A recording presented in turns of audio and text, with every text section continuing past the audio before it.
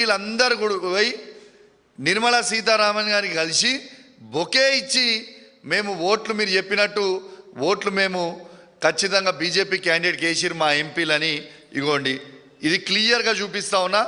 ఇవాళ రేవంత్ రెడ్డి గారు మరియు వాళ్ళ ఎంపీలు అందరూ కూడా పోయి మేము ఓట్లు వేసినామని నిర్మలా సీతారామన్ గారికి షాల్వా కప్పి బొకే ఇచ్చింది మీరు స్వయంగా చూస్తూ ఉన్నారు.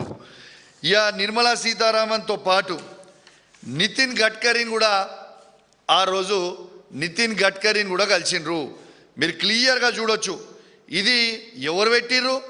ఇలా కాంగ్రెస్ పార్టీ సీఎంఓ ఆఫీస్ పెట్టింది, తెలంగాణ సీఎంఓ ఆఫీస్ పెట్టింది. కాంగ్రెస్ పార్టీ ఎంపీ ఇగోండి ఆయన దాంట్లో నుంచే నేను కిందికి తీసిన ఇగోండి ఇది పెట్టింది మీరు చూడొచ్చు, క్లియర్గా చూడొచ్చు. దీంట్లో నితిన్ గడ్కరీకి ఇచ్చిర్రు.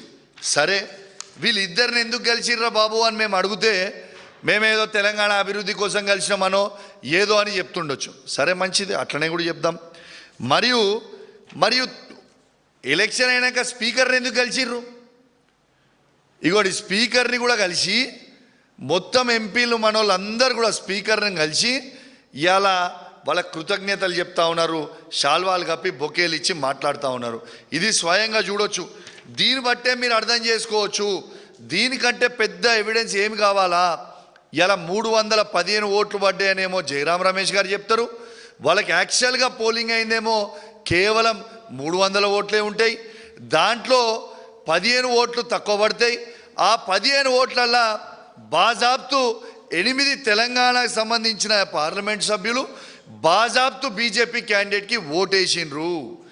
ఓటేసిరని ఖచ్చితంగా నేను ఎందుకు చెప్తున్నా అంటే ఓటింగ్ అయిపోయిన నిమిషమే నిర్మలా సీతారామన్ని కలుస్తారు, ఇలా నితిన్ గడ్కరీ గారిని కలుస్తారు, ఇలా స్పీకర్ని కలుస్తారు. ఇలా మరి దీని అర్థం ఏంటిది? ఖచ్చితంగా ఇలా తెలంగాణకి మరొక్కసారి రేవంత్ రెడ్డి గారు ద్రోహం చేసిరనేది చాలా స్పష్టంగా కనబడతా ఉన్నది. ఇలా ఒక్కటేసారి ఆలోచన చేయండి.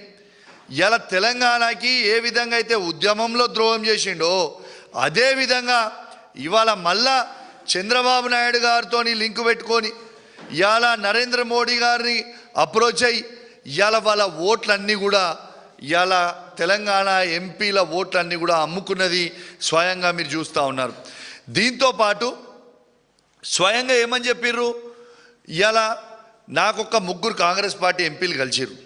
లేట్గా ఎందుకు పెడుతున్నా, 4 రోజులు లేట్ ఎందుకు అయింది రిజల్ట్ అనేది, రిజల్ట్ అయిపోయాక కూడా 4 రోజులు లేట్గా ఎందుకు పెడుతున్నా అనేది కూడా చెప్తా ఉన్నాం. నాకు 3 కాంగ్రెస్ పార్టీ ఎంపీలు కలిసిండ్రు. ఇక వాళ్ళు నా దగ్గర మిత్రులు కాబట్టి వాళ్ళ పేర్లు నేను చెప్తలేను. కానీ వాళ్ళు కలిసి స్వయంగా వాళ్ళు నాకు చెప్పింది ఏంటంటే మేము అందరం కూడా బీజేపీ క్యాండిడేట్కి ఓటేసినాం, రేవంత్ రెడ్డి గారు చెప్పిర్రు, మేము చేసినాము, మరి ఇది ఒకసారి ప్రెస్ మీట్ పెట్టి అందరికి కూడా చెప్పు అని స్వయంగా కాంగ్రెస్ పార్టీ ఎంపీలు ఆ సంబంధించిన 3 ఎంపీలు ఎవరైతే నన్ను కలిసిండ్రో వాళ్ళు చెప్పమంటేనే నేను చెప్తా ఉన్నా. మరి అప్పటిదాకా దీని మీద స్టడీ చేయలే.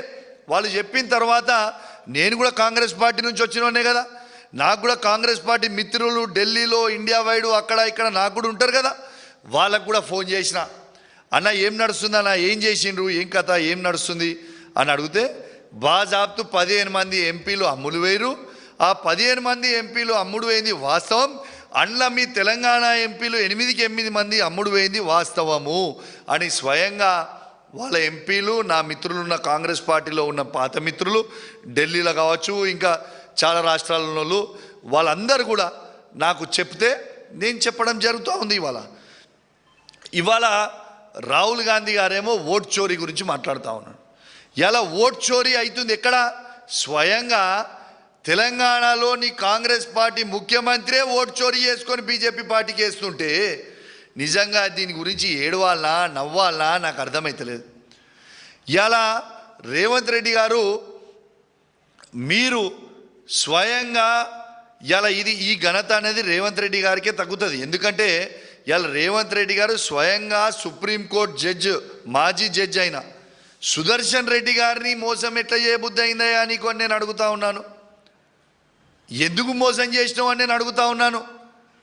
ఇలా తెలంగాణ బిడ్డ అయిన సుదర్శన్ రెడ్డి గారికి నీకు ఎట్లా మోసం చేయబుద్ధి అయింది?